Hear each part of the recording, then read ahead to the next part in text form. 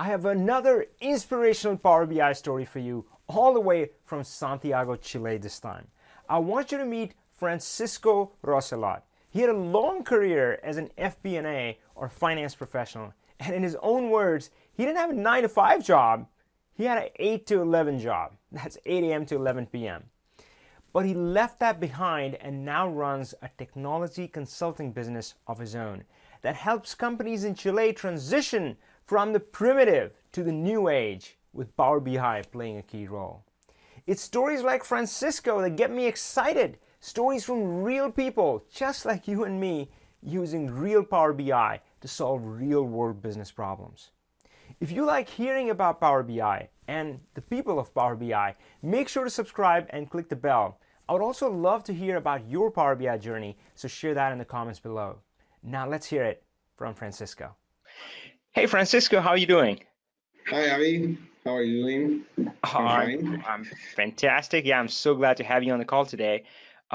So you are from Santiago, Chile. Why don't we start and tell me a bit about that place? I'm not sure if I'll ever get a chance to visit that country, so I want to live it through your eyes a little bit. Tell me how life is there, maybe about growing up or whatever you want to share.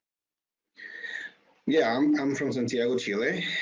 This is a very particular country. We are very far from everything, but it's a good country. It's a good place. Professionally, I speaking, I haven't seen any difference to work with professionals around the world. There's very good professional level here in Chile. My childhood was very normal, so sometimes you think like where's Chile? It's like they have water or something. Well, yeah, we're a really normal country like everyone else in the world. So all right, that's great. Yeah, I mean, certainly as I have stepped into YouTube and have had to connect with lots of people around the world, it's a different age now. I mean, you can be pretty much anywhere and almost be at par with everybody else in the world. So that's great. Now, I know you've had kind of like 9 lives professionally. So tell me about the different roles, and I have those written down. It's okay if you forget. I might, hey, you didn't talk about this one. So tell me about the different lives you've lived professionally. okay, well, I started my professional life at 25, I think, 24. I started working in Coca-Cola, or like a Coca-Cola bottler here. All right. I started working in finance departments as it was like an FP&A analyst, something like that. So I started seeing all the numbers from the company, like the P&L, the corporate presentations of sales and stuff, evaluating new products, that kind of role. I stayed there like for a year and a half, probably. And then I moved to the manufacturing side of the company, in charge of the continuous improvement program that we were shifting, we were moving our plant to our new facility, and it was the perfect time to re-implement some of the continuous improvement program they've been deploying in the past years. But because of this movement, some of the programs were started falling down. And so it was a pretty good opportunity to revamp them, to speed up the adaptation of that program. So I was in charge of that program. It made me realize and understand some business point of view that I would never see standing in a desk or in a Excel spreadsheet. So it was a pretty good learning process for me. I would never have thought that I would be working in a facility like that. But pretty good experience. Maybe understand how the supply chain works permanently. All the problems that you have, not only like looking a purchase order or something like that. So it was like the real side of the business. And later on, I moved towards the supply chain division, where my role was to be in charge to assure or maintain like the critical levels of stock of product from all the warehouses along Chile, and that was a very stressful uh, job position in my career. Yeah. Uh, I was working like 23 hours a day. Hmm. So, but it also made me realize that not only things happen on the offices, and that some real things happen outside the offices, and it's very very important to understand if you need to to prove something or to understand how the business really works. So Hmm. uh, that was a also really really cool and deep learning process for my career. Yeah, But yeah. I'll just add really quick that it's sometimes the hardest of experiences that forge us, right? That make us, and I sensed a little bit of that in what you just shared.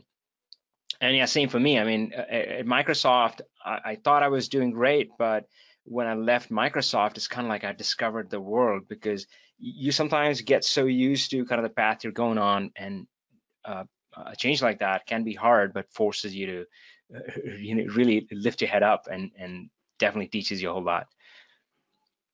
So yeah, what came well, next? so well, at that point I was just getting married and my family life was starting. Hmm. So so the opportunity came to become the FPA director at a university, Oh, and okay. that I seemed didn't even know that about seemed that one. yeah yeah that seemed pretty much I don't want to say easier, but it seemed like a lower Balanced. workload because I had the experience of that. I thought I knew pretty much Excel, so I could deal with it very very simply. Yeah. But it turned out to be as stressful as any other job because we had plenty insights, many detail level information and reporting to do, and Hmm. not only to us, to the to our controller in the United States, to Yeah. our government. So it was very very specific, but it also helped me Hmm. polish and finish all that financial analysis that drive the businesses also. So Hmm. I think my journey started with a financial overview to Yeah. like to get the big picture of a business, and then dive into the Deloitte of the companies, and then come back to realize how to gather it together to uh, Yeah. the process complete. Love that. It was a very different business model in the university or a manufacturer, but it, it made me also learn and understand Yeah. Oh, a lot that's of. to me that sounds beautiful. I'm thinking of one of my favorite talks, Steve Jobs' commencement speech, where he talks about connecting the dots. I mean, sometimes, yeah, you go through the journey, you're not really sure where you're headed, but you're able to look back and connect the dots, and all this experience made you, in a way, what you are. Awesome. So I can't wait. I mean, I kind of know, but I'm still excited. So uh, as you build up this journey, so what was next after this, after the FP&A role at the university? Well, um, after that was my last like formal as an employee position because Uh-huh. from that point I took the decision to I had always thought the idea of becoming like an entrepreneur, Mm-hmm. or I had two ways, or becoming like a general, the CIO, the CEO of a company, or Hmm. becoming an entrepreneur. It's either way. Okay. And so I was like, well, I'm still young, I think. My family is still small, so it sounds about right. The timing to do Yeah. this because later on it will be so harder, well, tuition and stuff like family growing. So it was like a very meditated call, and I said, well, I think I'm ready to go on my own. Yeah. And I started talking to my father, Uh-huh. and he said like, Well, at that time, he had been a consultant for many years. He had a very big firm, then come back small, then expand again, and so forth. But at the time, I had Yeah. this like inner question. He was like, "How come? Why not join me and help me? I have like a ton of job offers or no job proposals, and I'm running short of funds. So maybe this could be a transition because, well, it's not like I'm only me in this endeavor, but it's still like if I don't sell, I don't eat. So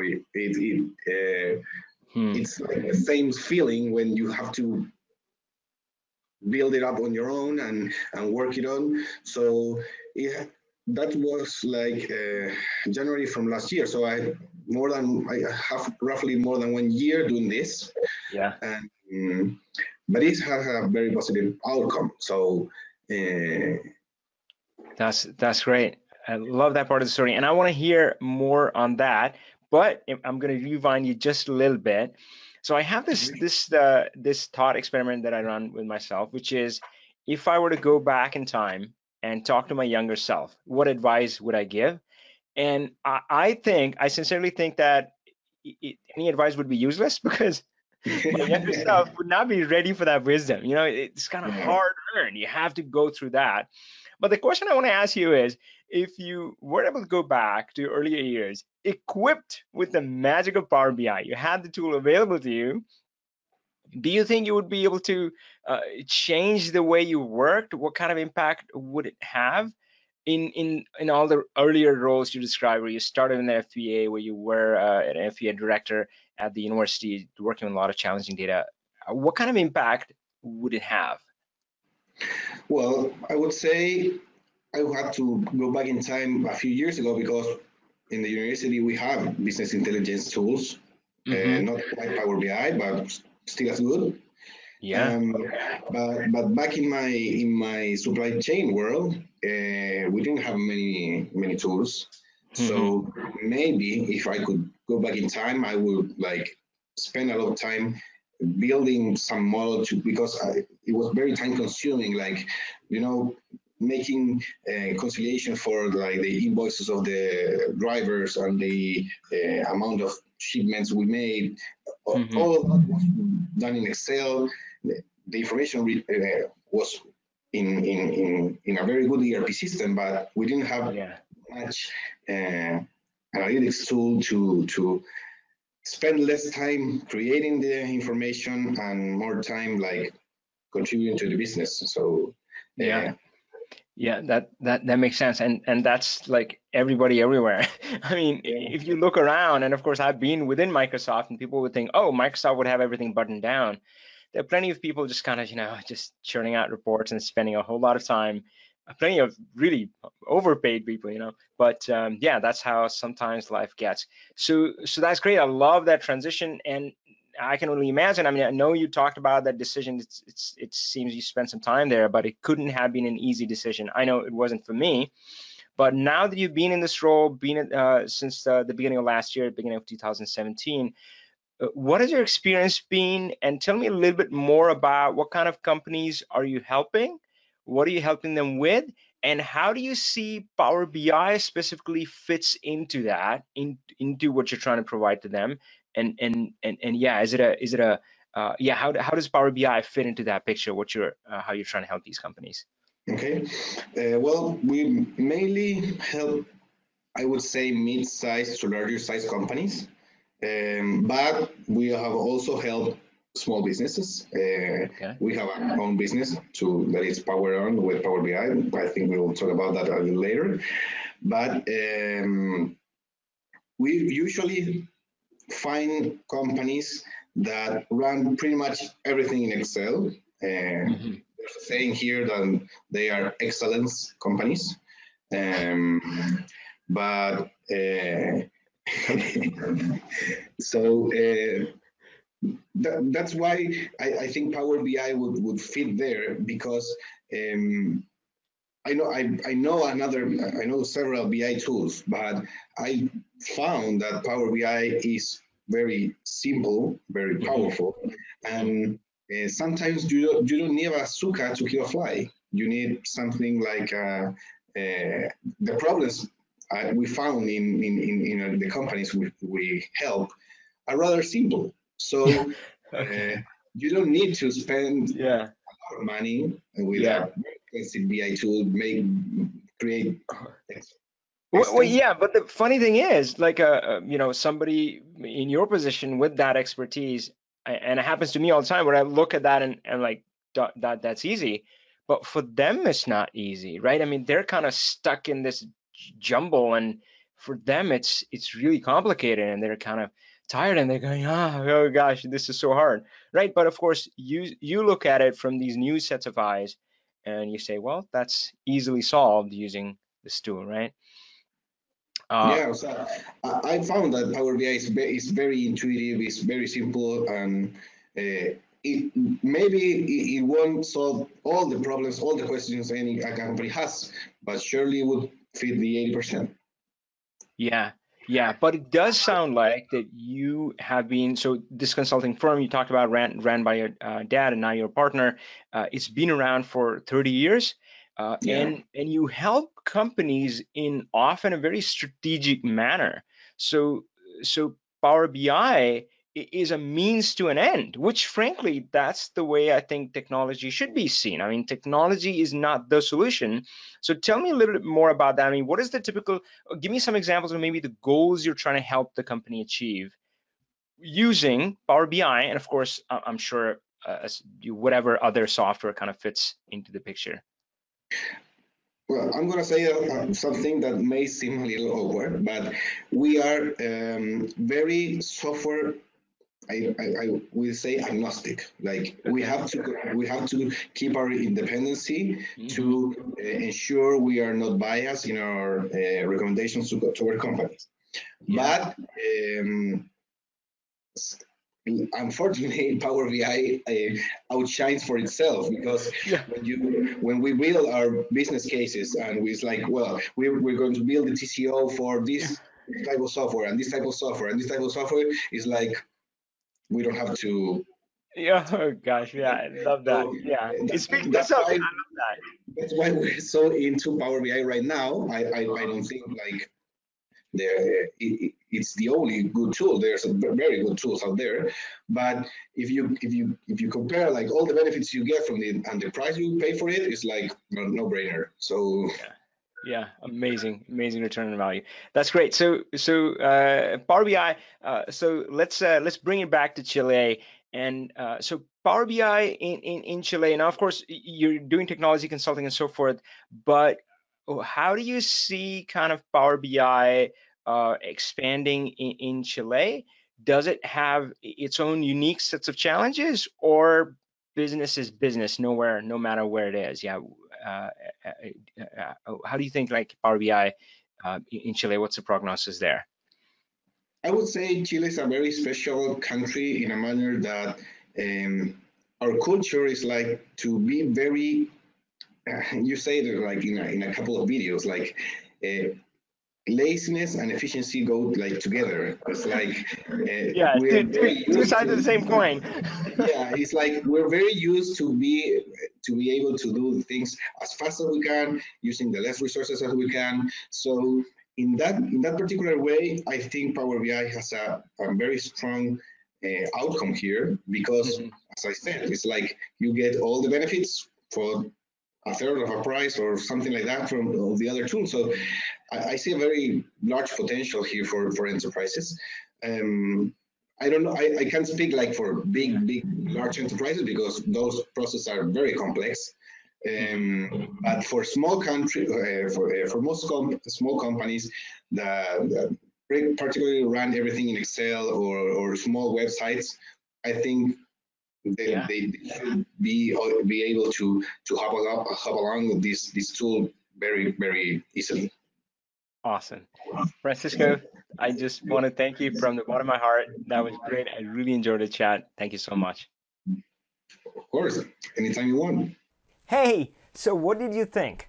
My favorite moment was when Francisco talked about making that decision to leave his job and become a consultant. I'm always fascinated by these big moments in life where we take some action not by overcoming our fears, because guess what? We're always going to be afraid, but in spite of our fears. What was your favorite moment? Let me know. And if you'd like to join Francisco inside the Learn Power BI family, there's information in the details below. Power on, my friend.